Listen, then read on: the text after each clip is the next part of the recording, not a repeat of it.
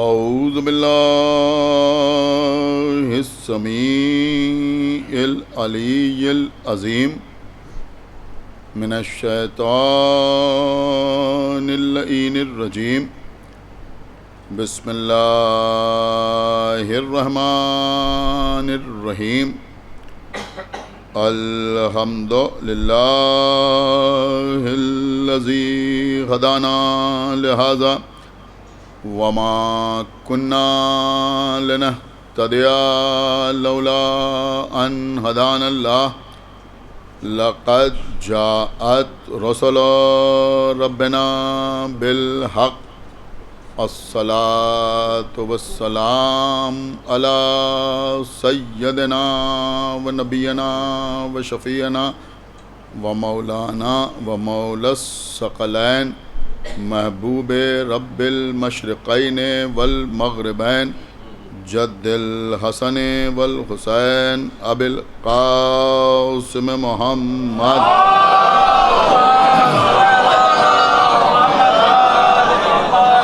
وعلی اہل بیتہ الطیبین الطاہرین المعصومین المظلومین المنتخبین المنتجبین الذین اذهب اللہ عنہم الرجس وطہرہم تطہیرا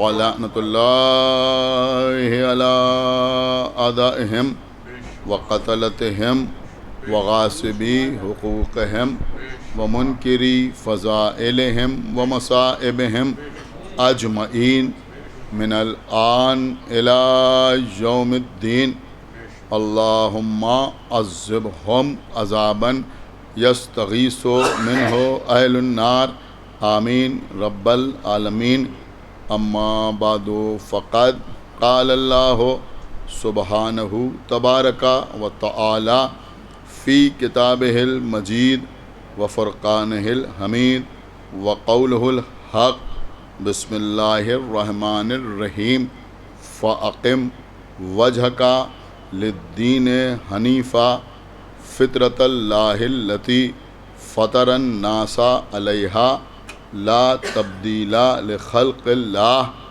ذالک دین القیم ولیکن اکثر الناس لا یعلمون صلوات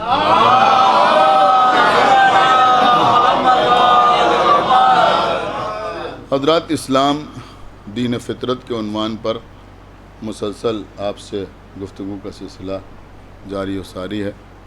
آج اس خمسہ مجالس کی چوتھی مجلس منعقد ہونے جا رہی ہے اور تیسری مرتبہ اس عنوان کے تحت مجھے ممبر پر آنے کا شرف حاصل ہوا ہے۔ یہ سورہ روم کی جو قرآن مجید کا 30واں سورہ ہے، 30ویں آیت ہے، یعنی 30ویں سورے کی 30ویں آیت، یاد رکھنا بھی آسان ہے۔ اس آیت کے 5 چھوٹے چھوٹے حصے ہیں، اجزاء ہیں۔ سب سے پہلے ارشاد ہو رہا ہے فاقم وجہک للدین حنیفا، یعنی تم باطل سے کتراتے ہوئے دین کی طرف متوجہ ہو جاؤ۔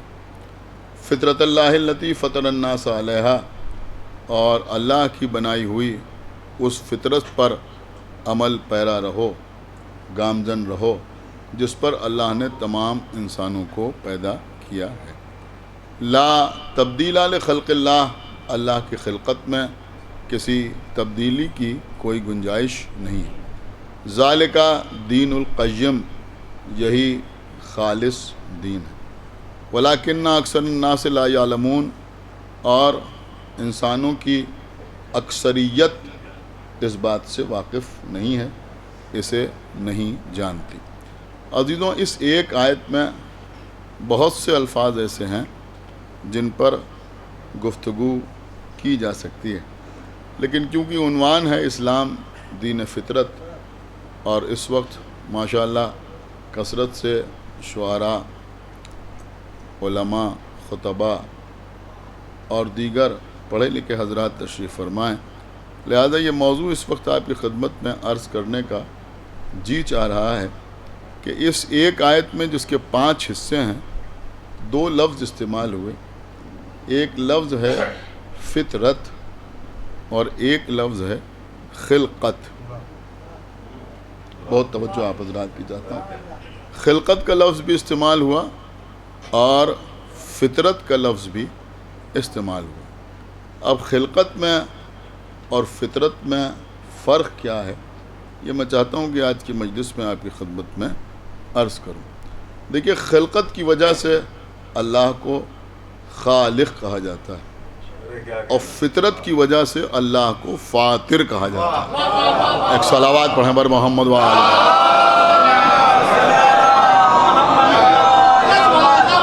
دیکھیے کبھی کبھی ایسا ہوتا ہے کہ 2 الفاظ ایسے ہوتے ہیں جو بظاہر بالکل ایک جیسے معلوم ہوتے ہیں اور ایسا محسوس ہوتا ہے کہ ان میں کوئی فرق نہیں ہے معنوی اعتبار سے، لیکن ان میں باریک سا فرق ہوتا ہے. میں 1-2 مثالیں دے کے بات کو آگے بڑھاؤں. مثلا محبت اور مودت. محبت بھی عربی زبان کا لفظ ہے اور مودت بھی عربی زبان کا لفظ ہے. عام طور پہ لوگ یہی سمجھتے ہیں کہ جو مطلب اور جو مفہوم محبت کا ہے وہی مطلب اور وہی مفہوم مودت کا ہے، لیکن محبت اور ہے مودت اور ہے. علماء نے محبت اور مودت کے سلسلے میں بہت سے فرق بیان کیے ہیں، لیکن ایک فرق جو تواتر کے ساتھ بیان ہوا ہے وہ یہ بیان ہوا ہے کہ ہمارے خاندان میں مثال دی گئی ہے کہ مثلا ہمارے خاندان میں 2 بھائی ایسے ہیں جن کے درمیان کسی مسئلے میں اختلاف ہو گیا اور وہ اختلاف بڑھتے بڑھتے دشمنی کے حدود میں داخل ہو گیا. آپس میں فساد ہونے لگا، بات کورٹ تک پہنچ گئی. اب ہم یہ بات آسانی سے کہہ سکتے ہیں کہ بھائی آپ دونوں بھائی ہیں، ہمیں آپ دونوں سے محبت ہے. ان کو آپس میں ایک دوسرے سے دشمنی ہے، لیکن ہم یہ کہہ سکتے ہیں کہ ہمیں آپ دونوں سے محبت ہے. لیکن 2 افراد کے جو ایک دوسرے سے نبرد آزما ہوں ان کے لیے یہ تو کہا جا سکتا ہے کہ ہمیں آپ دونوں سے محبت ہے، مگر یہ نہیں کہا جا سکتا کہ آپ دونوں سے مودت ہے. ایک صلوات پڑھیں بر محمد وآلہ. آپ نے میری بات کو سمجھا نہیں سمجھا؟ ایک صلوات پڑھیں بر محمد وآلہ.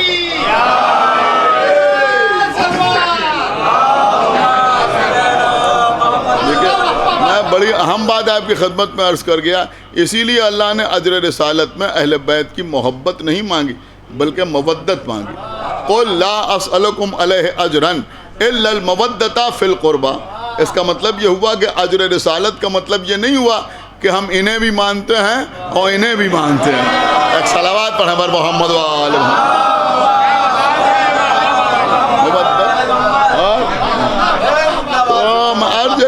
کہ اس طرح کے کچھ الفاظ اور بھی ہیں جو بظاہر سیم لگتے ہیں، بظاہر ایک جیسے لگتے ہیں، لیکن ان کے معنی میں اور مفہوم میں فرق ہوتا ہے.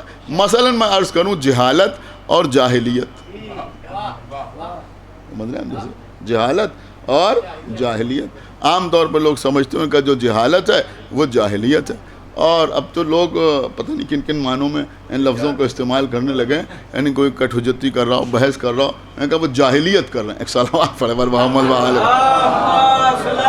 حالانکہ میں سمجھتا ہوں اس سے کوئی تعلق نہیں ہے. کچھ چیزیں تو عجیب و غریب رائج ہو گئی ہیں. جیسے اب کیا کہا جائے، میں سمجھتا ہوں کہ یہ شاید ثقیفہ کے برے اثرات میں ایک اثر ہے کہ لوگ مخالفت کو خلافت کہنے لگے. ایک صلوات پڑھیں بر محمد وآلہ.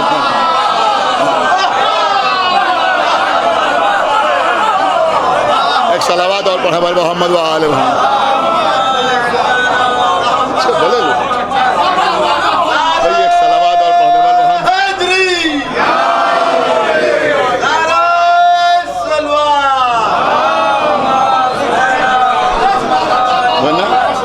آپ مجھے بتائیں کہ کہاں خلافت اور کہاں مخالفت؟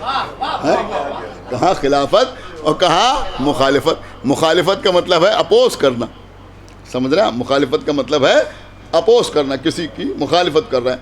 اور خلافت کا مطلب ہے کسی کا سکسیسر ہونا، سمجھ رہے ہیں؟ تو دونوں میں زمین آسمان کا فرق ہے. ہمارا دشمن ہماری مخالفت کرے گا لیکن ہماری خلافت تو ہمارا بیٹا ہی کرے گا نا.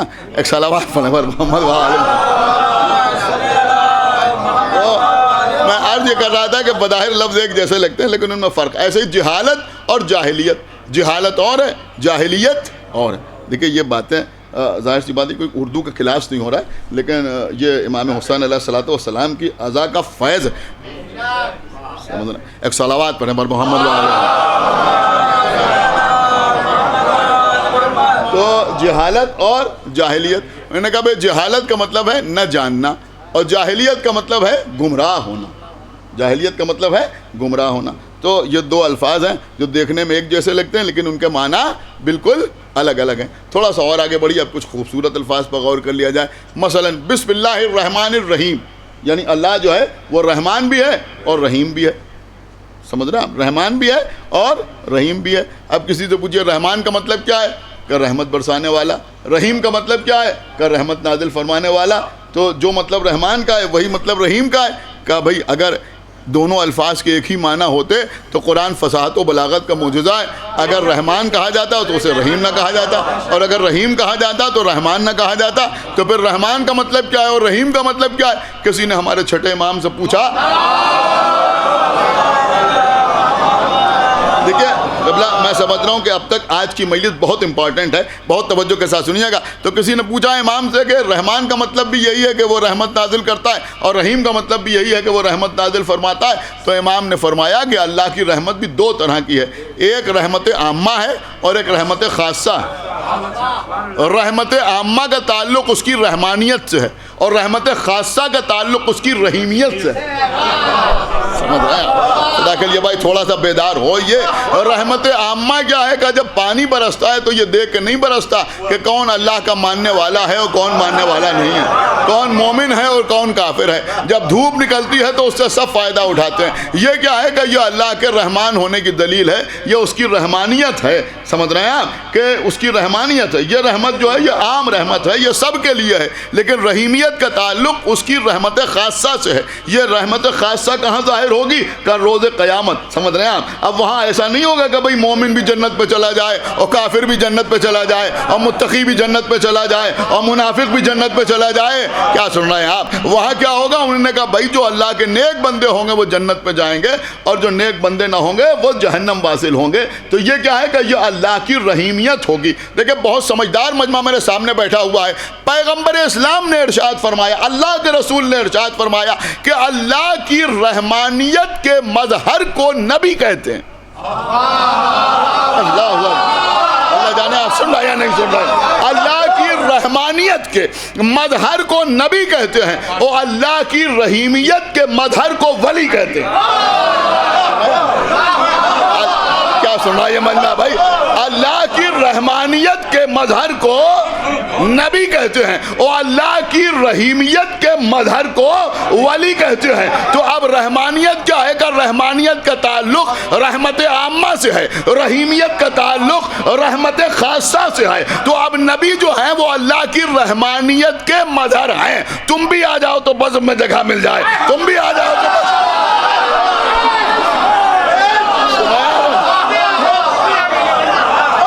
اور یہ صلوات بڑے بڑے محمد والے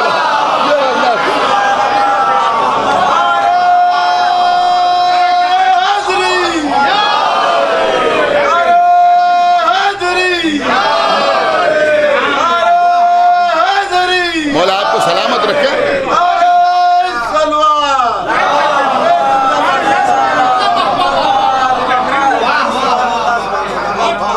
تو نبی کیا ہیں؟ کہ یہ اللہ کی رحمانیت کے مظہر ہیں. تو یہ بھی آ جائیں, وہ بھی آ جائیں, وہ بھی آ جائیں, وہ بھی آ جائیں, جس کا دل چاہے وہ آگے پیغمبر کی بزم میں بیٹھ جائے. لیکن ولی کون ہے؟ کہ ولی رحمانیت کا مظہر نہیں ہے. دیکھیں اب دیکھتا ہوں کون خاموش رہتا ہے. ولی جو ہے وہ رحمانیت کا مظہر نہیں ہے بلکہ اللہ کی رحیمیت کا مظہر ہے, یعنی اللہ کی رحمت خاصہ کا مظہر ہے. لہذا پلے صراط پر نبی نہیں کھڑے ہوں گے بلکہ ولی کھڑا ہوگا.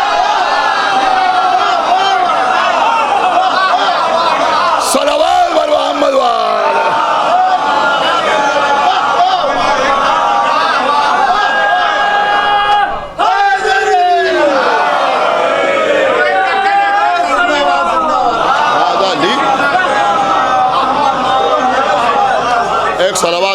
محمد و آل محمد۔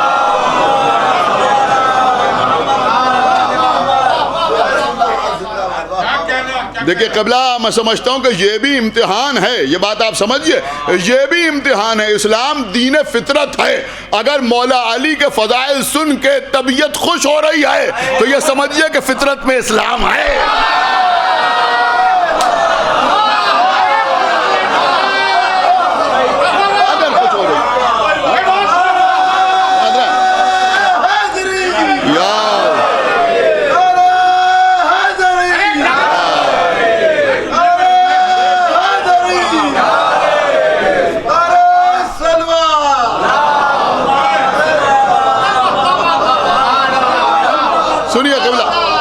تو سلامت رکھے۔ دیکھیں یہاں تک میں لے آیا۔ آج کچھ تمہید جو ہے تھوڑی سی طویل ہو گئی، تو میں نے کسی دن یہ بات عرض کی تھی، رضا بھائی آپ نہیں تھے، تو ہم یہ کہہ رہے تھے کہ بہرحال مولا کا کرم ہے کہ ہم اگر نثر میں تقریر کریں تو اس میں تمہید، اور اگر قصیدہ کہیں تو اس میں تشبیب بدمزہ نہیں ہوتی۔ ایک صلوات پڑھیں ہمارے محمد، وہ بھی خشک نہیں ہوتی۔ لہذا میری بات سمجھیے۔ تو میں عرض یہ کر رہا تھا عزیزوں، تو ایسے ہی دو ملتے جلتے الفاظ ہوتے ہیں، ایک کے معنی کچھ، دوسرے کے معنی کچھ، بظاہر لگتا ہے کہ ایک ہی جیسے معنی، جیسے مثلا جہالت و جاہلیت، یا مثلا رحمان اور رحیم، یا جیسے محبت اور مودت، اس طرح کے بہت سے الفاظ ہیں۔ اب زیادہ دیر آپ کے سامنے بیان کروں تو دیر ہو جائے گی، میرے خیال میں بات بالکل آپ کے اوپر واضح ہو گئی۔ بالکل اسی طرح سے اللہ کو خالق بھی کہا جاتا ہے اور اللہ کو فاطر بھی کہا جاتا ہے۔ ٹھیک ہے، سنیے، موضوع سے بالکل الگ نہیں ہو، یہی عین موضوع ہے۔ اللہ خالق بھی ہے اور اللہ فاطر بھی ہے۔ اسی ایک آیت میں اللہ کی خلقت کا بھی تذکرہ ہے، لا تبدیل لخلق اللہ، وہ خالق ہے۔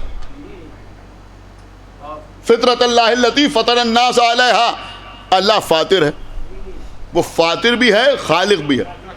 وما خلقت الجن والانس الا لیعبدون، اللہ کہہ رہا ہے میں نے جنوں کو اور انسانوں کو نہیں پیدا کیا مگر صرف اس لیے کہ وہ میری عبادت کرے۔ یہاں لفظ کیا ہے؟ خلقت کا لفظ۔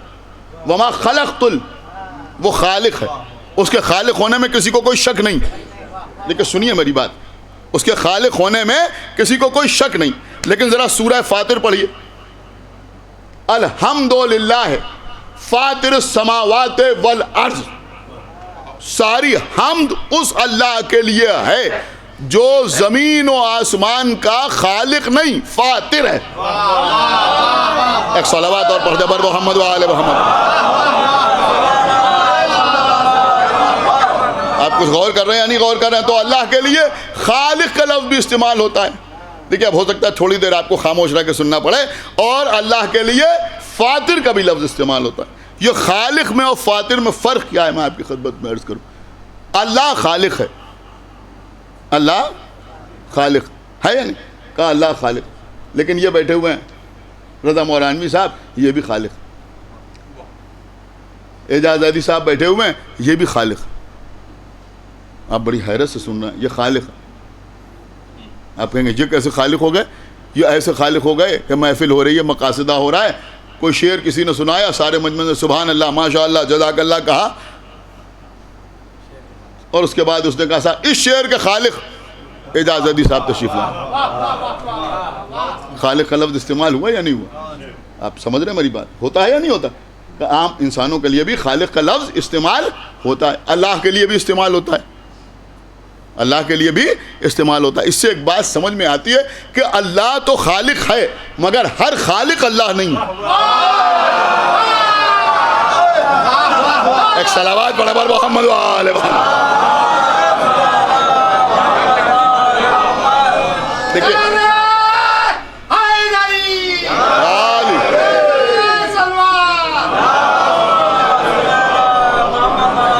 اللہ خالق ہے، دیکھیے سمجھ رہے ہیں آپ، اللہ خالق ہے لیکن ہر خالق اللہ نہیں۔ یہ بات سمجھ رہے ہیں نا؟ ہر خالق جو ہے وہ اللہ نہیں ہے۔ اچھا یہ صرف دنیاوی مثال نہیں ہے، دنیاوی مثال نہیں۔ اللہ کے ایک نبی نے پوچھا پروردگار تو کیسے خلق کرتا ہے؟ کہ تم مٹی کی چڑیا بناؤ۔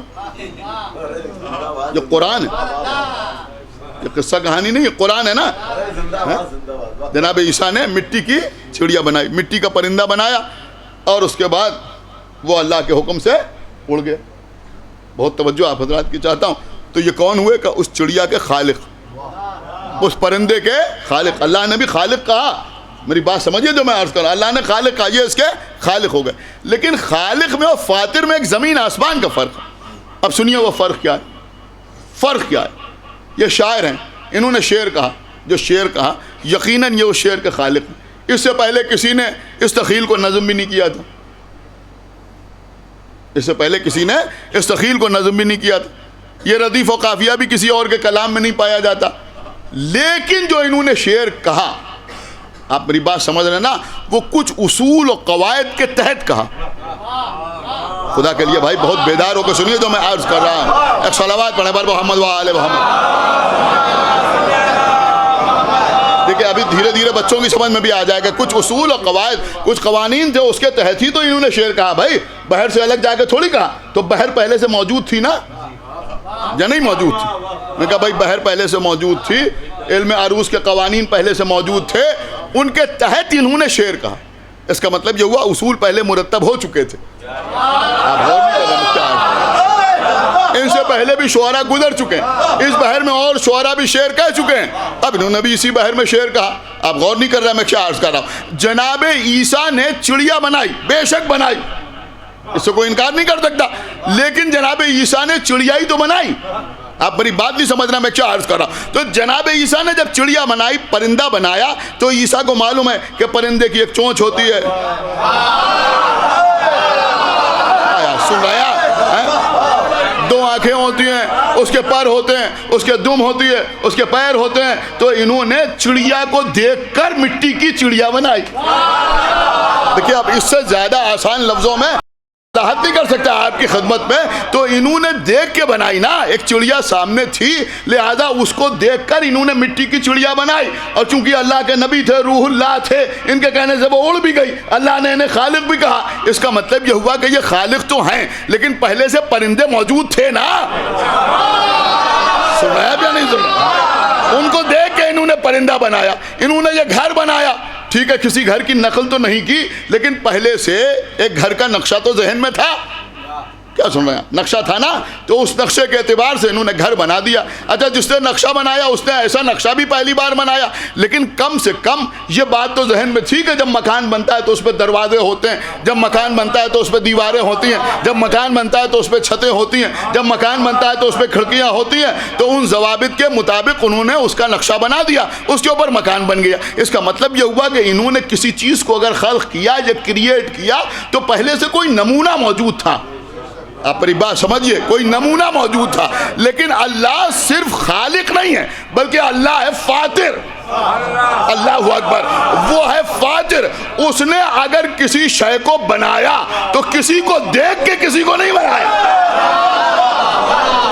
ہائے ہائے ہائے ہائے بھائی, ایک صلوات پڑھیں بر محمد و آل محمد. دیکھیں یہ امید نہیں تھی آپ سے کہ اس طرح سے سنیں گے آپ خاموشی سے کہ بھائی اس نے کوئی پہلے سے سورج موجود نہیں تھا کہ اس سورج کو دیکھ کے یہ سورج بنا دیا. سمجھ رہے ہیں؟ ایک صلوات پڑھے بر محمد و آل محمد.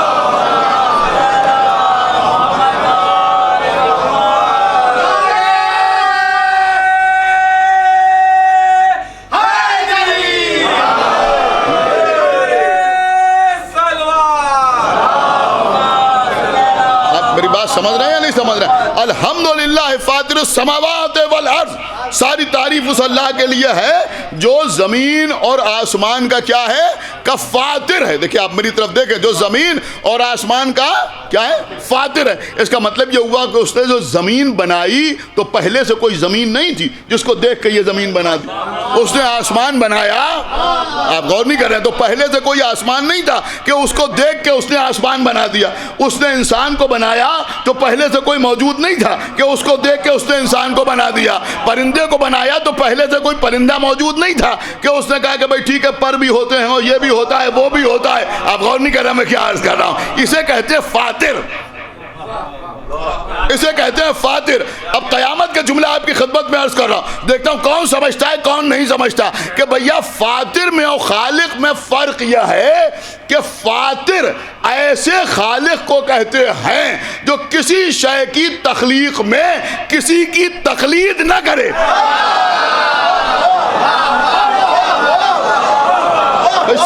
پڑھے پر محمد وآل محمد.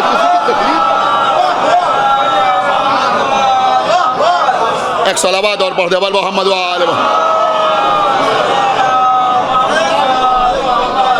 اس نے زمین بنائی، آسمان بنایا، ستارے بنائے، چاند بنایا، سورج بنایا، ہوائیں، فضائیں، خلائیں، سمندر، جو کچھ بنایا اپنی مرضی سے بنایا، اپنے منشا سے بنایا، جیسا چاہا ویسا بنایا. پہلے سے کوئی چیز موجود نہیں تھی، انہوں نے کہا یہ اس اللہ نے بنایا تھا اور اس کو دیکھ کے اس اللہ نے یہ بنا دیا. سمجھ رہے ہیں آپ؟ یہاں وہ تخلید والا مسئلہ نہیں، وہ ہمارے یہاں ہے. ہمارے لیے ایک صلوات پڑھے پر محمد وآل محمد. اس نے جو بنایا، بہت توجہ آپ میری طرف دیکھیں، اس نے جو بنایا کائنات کو، تو وہ کیا ہے کہ وہ کائنات کا خالق ہی نہیں بلکہ فاتر ہے. فاتر. دیکھیں میری بات سمجھے جو میں عرض کر رہا ہوں. کچھ چیزیں غلط لوگوں کے درمیان رائج ہو گئی ہیں. انہوں نے کہا جناب آدم کا پتلا اللہ نے بنایا، اللہ کا اپنے آدم کا پیکر بنایا. یہ تو پہلا آدمی بن رہا ہے. آپ غور ہی نہیں کر رہے ہیں. اس سے مٹی منگوائی اور مٹی سے پیکر بنوایا. اب جو اس نے مٹی سے پیکر بنوایا تو اس نے چاہا تو 2 آنکھیں بنائیں، چاہتا تو 3 بنا دیتا. آپ سمجھ رہے ہیں یا نہیں سمجھ رہے ہیں؟ اور اگر وہ 3 بنا دیتا تو 3 ہی اچھی لگتی. آپ میری بات شاید سمجھ نہیں رہے میں کیا عرض کر رہا ہوں. اگر وہ 3 بنا دیتا تو 3 ہی اچھی لگتی. اس نے 2 آنکھیں بنائی، اس نے 1 ناک بنائی، 1 ناک پہ 2 نتنے بنائے، اس نے 2 کان بنائے، اس نے 1 زبان بنائی، اس نے منہ میں 32 دانت بنائے. تو جو بنایا اس نے اپنی مرضی سے بنایا، نہ تو کسی سے مشورہ لیا اور نہ پہلے سے کوئی اس طرح کا پیکر موجود تھا کہ اس کو دیکھ کے اللہ نے انسان کو بنا دیا. آپ سمجھ رہے ہیں میری بات یا نہیں سمجھ رہے ہیں؟ تو اب یہ تھی اس کی فطرت. کیا سن رہے ہیں آپ؟ یہ تھی اس کی فطرت. تو اب اللہ نے آدم کو سجدہ نہیں کرایا، فطرت کو سجدہ کرایا. صلوات بر محمد وآل محمد.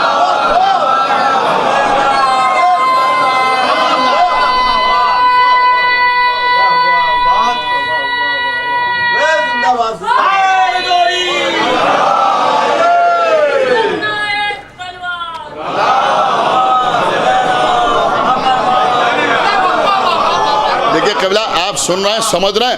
ہر مجمع میں اور ہر جگہ یہ میٹر پڑھا بھی نہیں جا سکتا. آپ محسوس کر رہے ہیں تو میں آپ کی خدمت میں عرض کر رہا ہوں. تو اللہ نے فطرت کو سجدہ کرایا، آدم کو سجدہ ہو رہا ہے. فرشتوں کو حکم دیا جا رہا ہے کہ تم آدم کو سجدہ کرو. اب ذرا سورہ صاد پڑھیے. اللہ نے ایک جگہ نہیں، قرآن مجید میں بار بار یہ واقعہ بیان کیا. یعنی جناب آدم کا واقعہ اللہ نے بار بار بیان کیا. سورہ صاد میں بیان ہو رہا ہے. کیا بیان ہو رہا ہے؟ اللہ کہہ رہا ہے ہم نے آدم کا پیکر بنایا اور فرشتوں کو حکم دیا کہ تم سجدہ کرو. سب نے سجدہ کیا الا ابلیس. یہی تو ہے نا. ایک ابلیس تھا کہ جس نے سجدہ نہیں کیا. اب جب ابلیس نے سجدہ نہیں کیا، دیکھیں الگ الگ سوروں میں تھوڑا تھوڑا الفاظ کی تبدیلی کے ساتھ یہ واقعہ بیان ہوا ہے. میں سورہ صاد سے آپ کی خدمت میں عرض کر رہا ہوں. سورہ صاد. تو جب اس نے سجدہ نہیں کیا تو خداوند عالم نے کہا قالا یا ابلیس. اللہ نے کہا اے ابلیس، ما منع کا،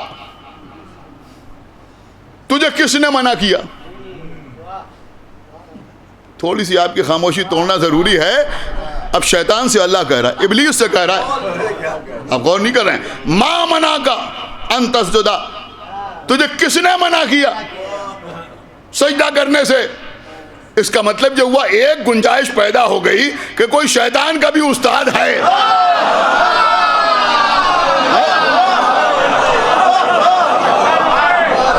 ایک صلوات پڑھے پر محمد وآل محمد. ہے یا نہیں؟ سنیے گا بات کرنا بھائی. ایک صلوات پڑھے پر محمد وآل محمد. کوئی ہے نا؟ ماں منع کا.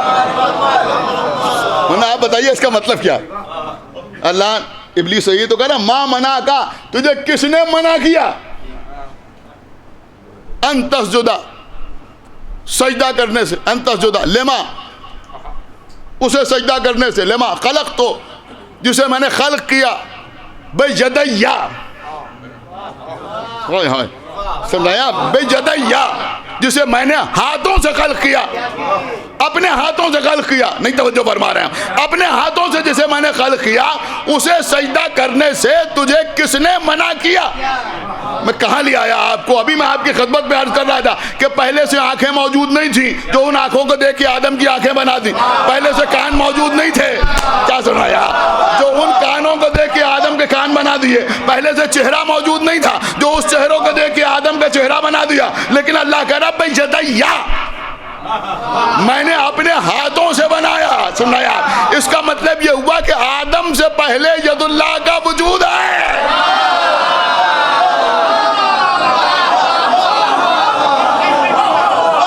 کوئی صلوات پڑھے پر محمد والے محمد. آدم سے پہلے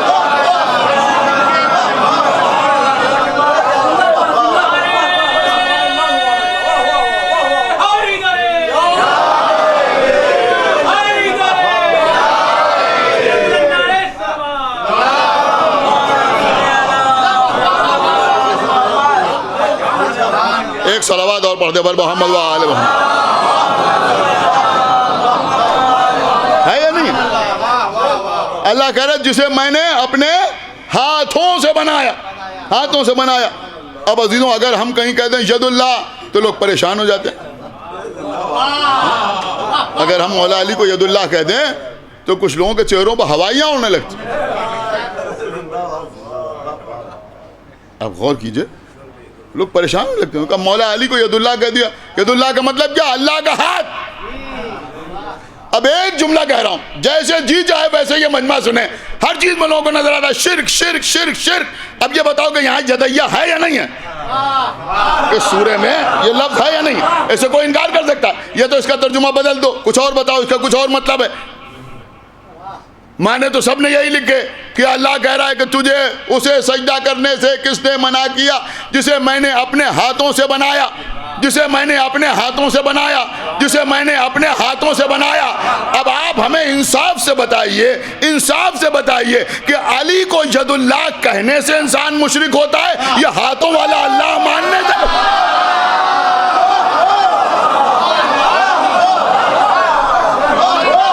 کوئی صلوات پڑھے پر محمد والے محمد.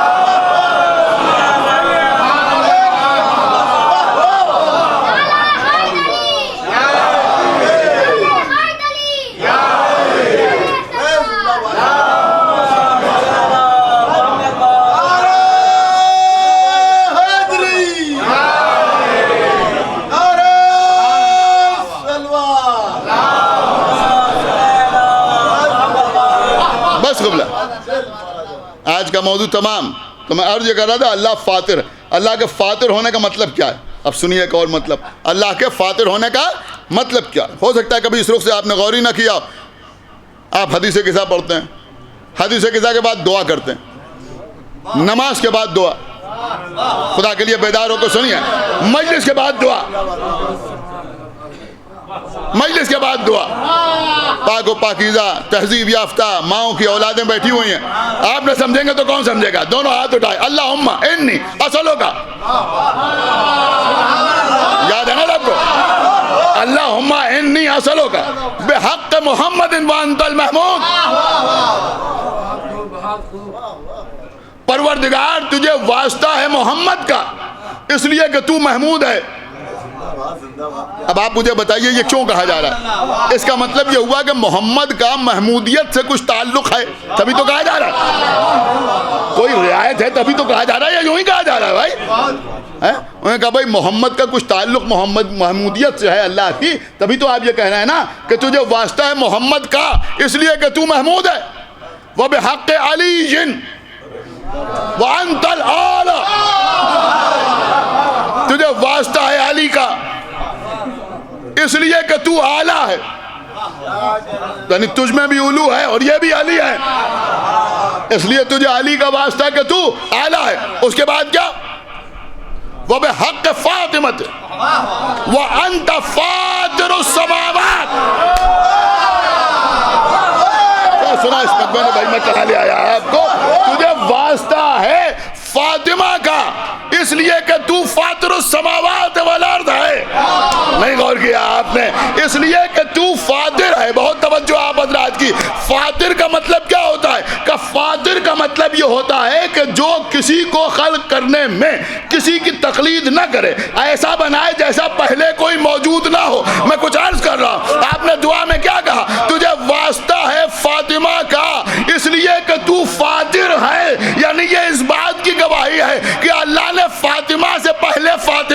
ایسی کوئی بنائی.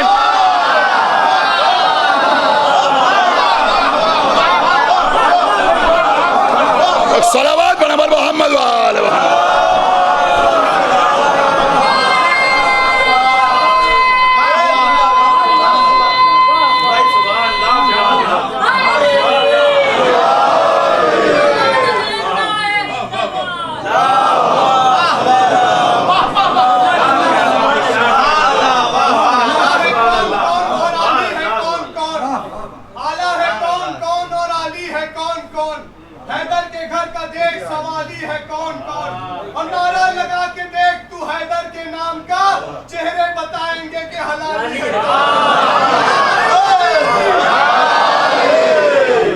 ایک صلوات اور پڑھے پر محمد وآل.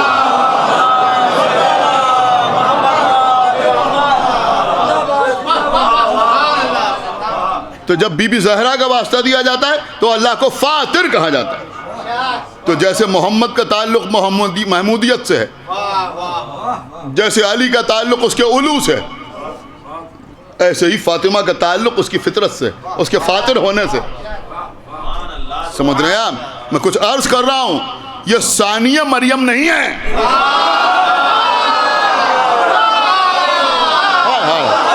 ایک صلوات پڑھیں پر محمد وآل محمد.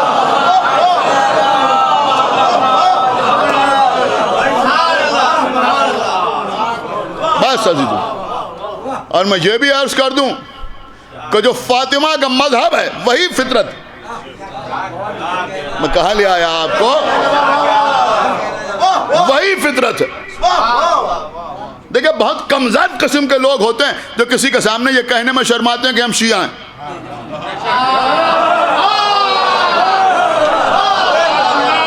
ایک صلوات اور پڑھیں پر محمد وآل محمد. آج کل تو قبلہ عجیب و غریب قسم کے لوگ آ گئے، خدا نہ کرے اتنی سی ترقی مل جائے، اتنی سی جس کا کوئی بھروسہ نہیں ہے، کوئی بھروسہ نہیں ہے کہ پارٹی بدل جائے گی تو تم کہاں جاؤ گے.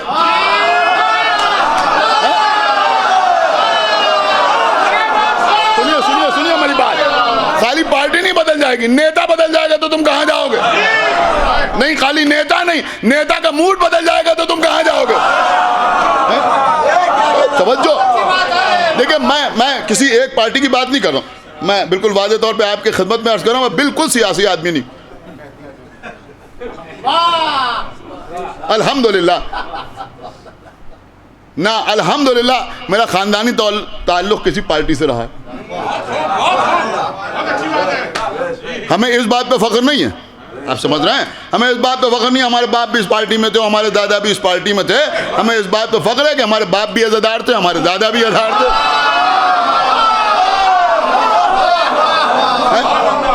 اب دیکھیں عزیزوں، ایک جملہ لوگ عجیب و غریب کہتے ہیں، کچھ کہیے انہیں کہا صاحب ہمیں شیعوں نے تھوڑی بنایا ہے. کیا بکتے ہو تم؟ کہہ رہے ہو ہمیں شیعوں نے تھوڑی بنایا ہے. ارے شیعوں نے تمہیں یہ نہیں بنایا ہے، لیکن اللہ نے تو تمہیں شیعہ گھر میں پیدا کیا ہے. کچھ تو شرم کرو. ایک صلوات پڑھیں پر محمد وآل محمد. کچھ تو ایک صلوات اور پڑھیں پر محمد وآل محمد. جو جس کے منہ میں آتا ہے وہ بکنا شروع کر دیتا ہے، جو جس کے منہ میں آتا ہے وہ بکنا شروع کر دیتا ہے. لیکن حقیقت یہ عزیزوں، یہ تشیع جو ہے یہ کسی کا مرہون منت نہیں ہے. سمجھ لی. اور عزیزوں یہاں تو ہمارا مزاج ہی یہ رہا ہے. ایک بہت باریک سا جملہ آپ کی خدمت میں عرض کر رہا ہوں کہ بھیا ہم بھی مسلمان ہیں اور دوسرے بھی مسلمان ہیں، لیکن بات یہ ہے کہ دوسروں کو پہلا تجربہ حاصل ہو رہا.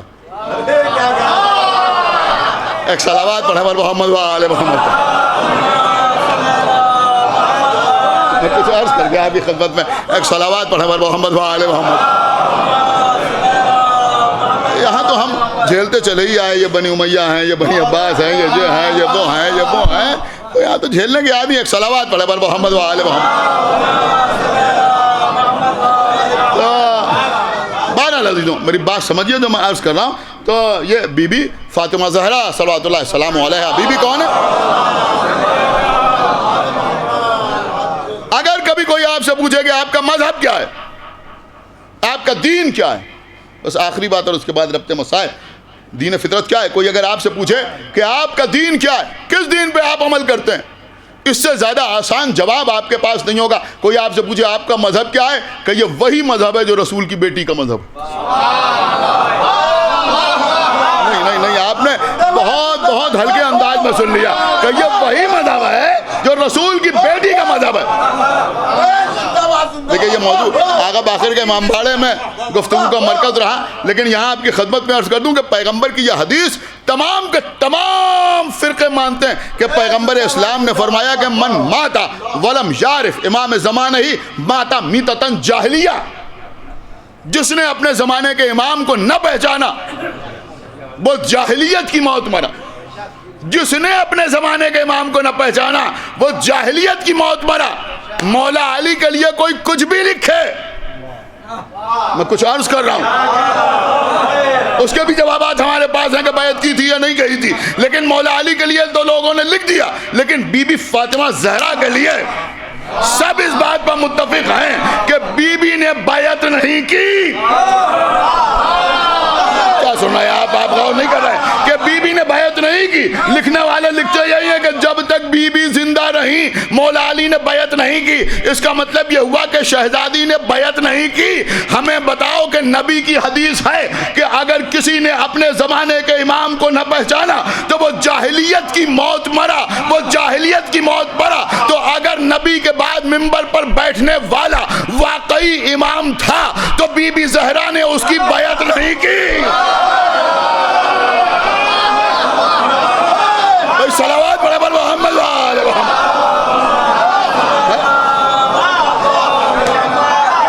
آپ بتائیے مجھے کہ بی بی زہرا نے بیعت نہیں کی، بی بی زہرا نے بیعت نہیں کی، تو جب بی بی زہرا نے بیعت نہیں کی تو اب بتاؤ کہ کس منہ سے بی بی کو خاتون جنت کہتے ہو؟ میں کچھ عرض کر گیا آپ کی خدمت میں کہ کس منہ سے بی بی کو خاتون جنت کہتے ہو؟ یہ وہ ہیں جنہوں نے بیعت نہیں کی، اور عزیزوں علی و فاطمہ کے بیٹوں نے بھی کسی کی بیعت نہیں کی۔ ہماری جان قربان، آپ ذرا غور تو کیجئے کہ آقا حسین کا تو سر قلم ہو گیا۔ ہمارے چوتھے امام لوہے میں جکڑے ہوئے، ہاتھوں میں ہتھکڑیاں، پیروں میں بیڑیاں، گلے میں طوق خاردار۔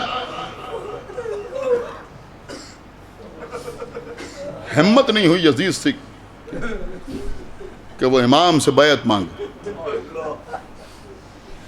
صرف یہی نہیں، 35 سال روتے رہے، گریا کرتے رہے، آنسو بہاتے رہے۔ کل میں نے آپ کی خدمت میں عرض کیا تھا، جناب منہال کوفی کا واقعہ مشہور ہے۔ امام سے ملاقات کے لیے آئے، دق الباب کیا، کنیز گھر کے دروازے پہ آئی، کیا بات ہے منہال؟ ہم امام سے ملاقات کرنا چاہتے ہیں۔ کنیز گھر کے اندر گئی، کچھ دیر کے بعد واپس آئی، آ منہال ملاقات ہو جائے گی۔ مولوی ظفر حسن صاحب امروہوی مفسر قرآن تھے، انہوں نے اپنی کتاب مصباح المجالس میں اس واقعے کو ذرا کچھ تفصیل سے تحریر کیا ہے۔ وہ کہتے ہیں کہ منہال کہتے ہیں کہ جب میں گھر کے اندر داخل ہوا تو ہر حجرے سے گریے کی آواز آ رہی۔ صرف امام گریہ نہیں کر رہے تھے، بلکہ امام کے گھر کی خواتین، گھر کے بچے، ہر حجرے سے گریے کی آواز آ رہی۔ منہال کا جملہ آپ سنیں گے، منہال کہتے ہیں کہ گریہ اس طرح سے ہو رہا تھا کہ میری آنکھوں کے سامنے اندھیرا چھا گیا۔ میں داہنی جانب بڑھنا چاہتا تھا تو پیر بائیں جانب بڑھ جاتا تھا۔ جو کہتے میں آگے بڑھتا رہا یہاں تک کہ کنیز نے اشارہ کیا کہ سامنے حجرے میں تمہارے امام موجود ہیں۔ کہتے ہیں اب جب میں اس حجرے کی طرف بڑھا تو کنیز نے مجھ سے کہا دیکھو تم امام کے پاس جا رہے ہو اب یہ جملہ جیسے چاہے ویسے سنیے گا. کہا تم جا رہے ہو لیکن امام سے کربلا کے علاوہ کوئی اور بات نہ کرنا.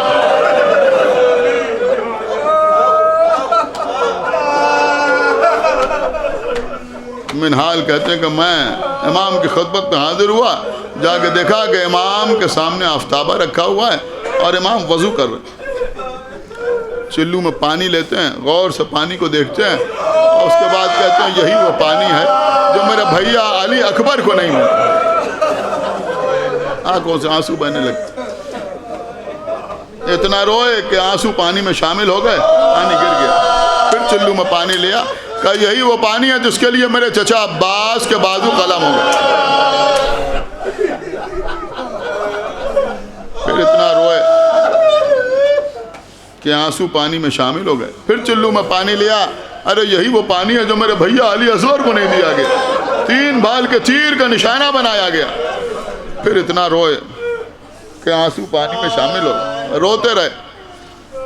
منہال کہتے ہیں میں نے سوچا کہ امام کو کچھ تسلی دی جائے, کچھ تسکین دی جائے, لہذا کہنے لگے کہ مولا کب تک روئیے,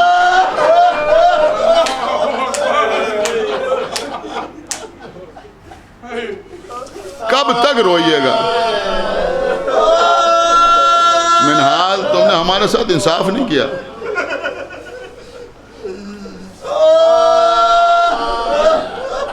یعقوب کے کتنے بیٹے تھے؟ کہ 12. کئے بیٹے جدا ہو گئے؟ 1. کتنا روئے؟ کہ اتنا روئے کہ آنکھیں سفید ہو گئیں. کہ وہ تو علم نبوت سے جانتے تھے کہ میرا بیٹا زندہ ہے, پھر بھی اتنا روئے کہ آنکھیں سفید ہو گئیں. میرے سامنے تو 18 بنی ہاتھ.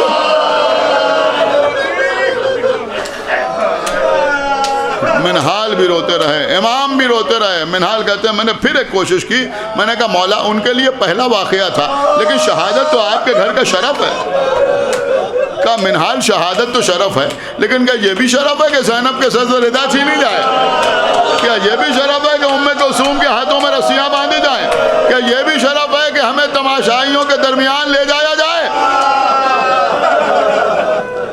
منہال کہتے میرے پاس کوئی جواب نہ تھا, میں روتا رہا, امام بھی گریا کرتے رہے. کچھ دیر کے بعد میں نے ہاتھ جوڑے, میں نے کہا مولا میں چاہتا ہوں کچھ آپ اپنی زبان سے کربلا کے مصائب سنا دیں.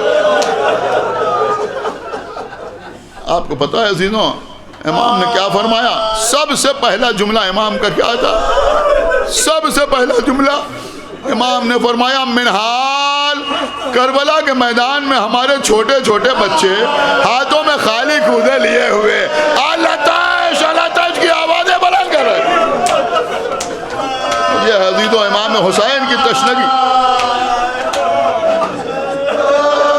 کے بعد فرمایا منہال. پھر شب عاشور آئی جس پہ ہمارے بابا فہرست شہداء سنا رہے تھے. پھر امام نے کہا صبح عاشور ہمارا بھائی علی اکبر اذان دے رہا تھا. علی اکبر نے اشہد ان محمد رسول اللہ کہا, ہماری پھوپھی گر کے بے ہوش ہو گئی.